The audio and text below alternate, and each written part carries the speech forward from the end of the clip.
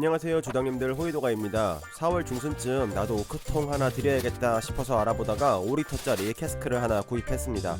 프렌치 오크로 만든 통이고요, 요즘 많이 쓰시는 상품입니다.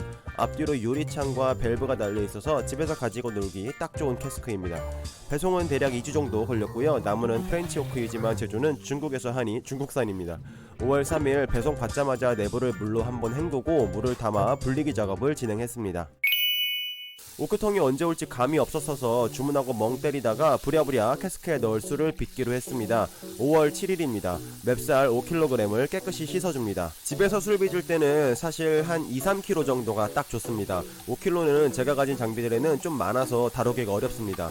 그렇지만 5리터 캐스크에 술을 채우려면 곡물이 10kg은 되어야 할 것 같습니다.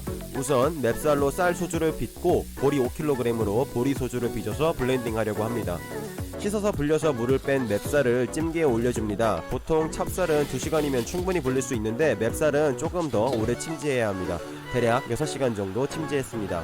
탈수한 쌀을 찜기에 올리고 30분씩 나눠서 총 1시간을 쪄주고 20분 뜸을 들였습니다. 양이 많아서 잘 쪄질까 걱정했는데 생각보다 고두밥이 괜찮게 나왔습니다. 잘 식혀주고요. 마땅한 큰 통이 없어서 만능 찜솥에서 혼화시켜주겠습니다. 맵쌀 5kg 고두밥에 물 10리터를 부어주고 누룩 500g을 넣고 잘 치대주었습니다. 그리고 22리터 발효주에 넣어주고 발효시켰습니다.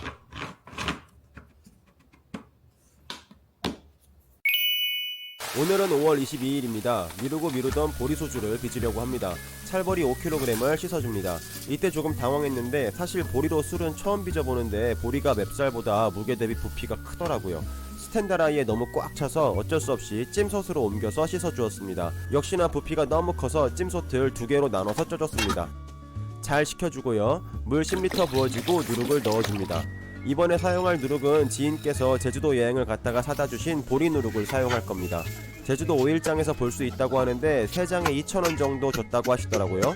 양이 좀 모자라서 일반 밀누룩도 추가로 넣어주었고요. 잘 교반해 주었습니다. 색이 좀 그렇긴 한데 지저분한 건 아닙니다. 네. 역시나 양이 많아서 발효제를 2개로 나눠서 담아주었습니다. 다음날입니다. 열심히 발효 중인 보리소주입니다. 6월 6일입니다. 사실 지난주에 이미 발효는 다 된 걸로 판단되었는데 시간이 없어서 이제야 걸러줍니다. 위에 하얀 곰팡이 같은 것이 폈습니다. 아마 알코올 발효가 충분히 안 된 것 같습니다.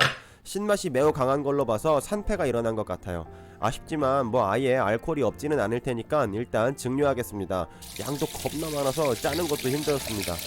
설렁설렁 걸러서 앙금까지 다 넣어주었습니다. 사실 타거나 끓어 넘치는 것이 두려워서 그동안은 가능한 맑은 청주만 부어서 증류했었는데요. 사실 앙금까지 다 넣고 증류한 게 맛과 향은 더 풍부합니다. 끓어 넘치는 것을 방지하기 위해 천연 소포제 역할을 해주는 버터를 한 조각 넣어주었습니다.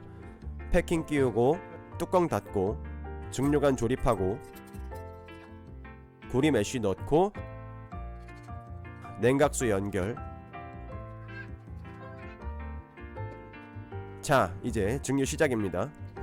초반 극초류 100ml는 과감히 버려주었고요. 이제 본격적으로 받아봅니다.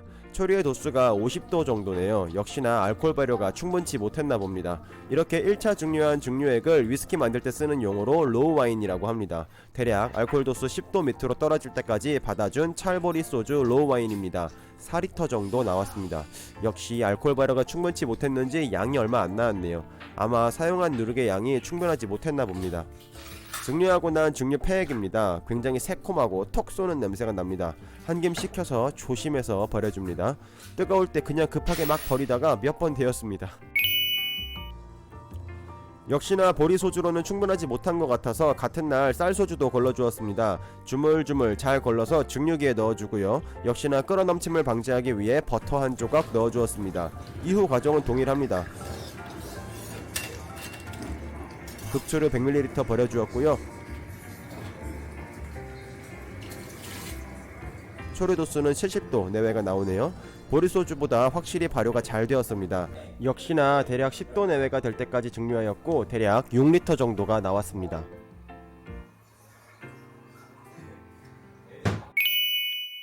다음날입니다. 쉴 새 없이 이어지는 증류 대행진입니다. 어제 내려놓은 보리소주와 쌀소주 롱와인을 모두 부어줍니다.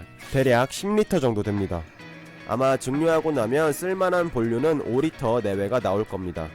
대략 알코올 도수 35도 정도 찍힐 때까지 받은 본류액입니다. 약 5리터 정도 됩니다. 이쯤에서 끊어줍니다.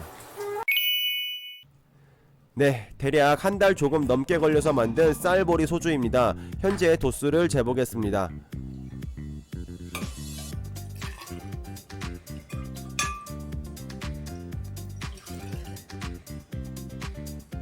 2.3 그러면 68.6%네요. 이걸 이제 오크통에 넣어주기 위해서 도수를 60%로 맞춰주겠습니다.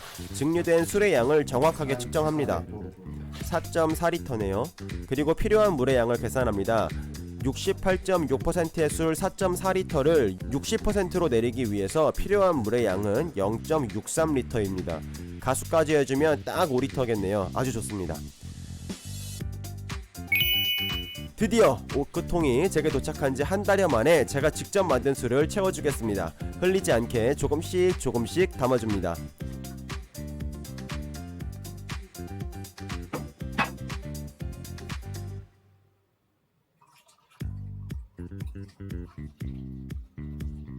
(5리터짜리) 오크통이라 딱 맞을 것을 기대했는데 캐스크 용량이 조금 더 큰가 봅니다. 약간 남네요.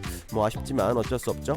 아무튼 유난히 할 일이 많아서 힘들었던 캐스크 채우기 프로젝트였습니다. 다음부터는 그냥 3리터짜리 캐스크를 사야겠습니다. 5리터는 집에서 하긴 좀 크네요. 이대로 숙성하면서 중간중간 결과 전해드리겠습니다. 감사합니다. 호이도가였습니다.